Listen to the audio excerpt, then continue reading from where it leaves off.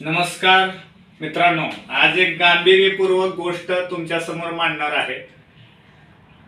महाराष्ट्र सरकारनं 10वीचा पेपर फुटला, 10वीची परीक्षा परत घेतली।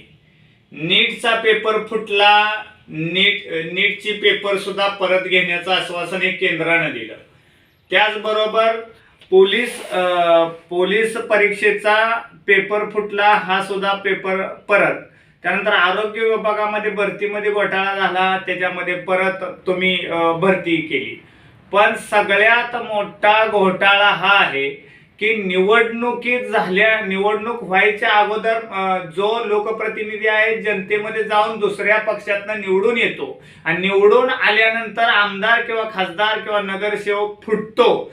मग फुटल्यानंतर तरी सुद्धा ह्या निवडणुका परत झाल्या पाहिजेत असा केंद्रानं किंवा राज्यानं आदेश निवडणूक आयोगाला दिले पाहिजेत, अशी आमची ग्रामस्थांच्याकडून विनंती आहे।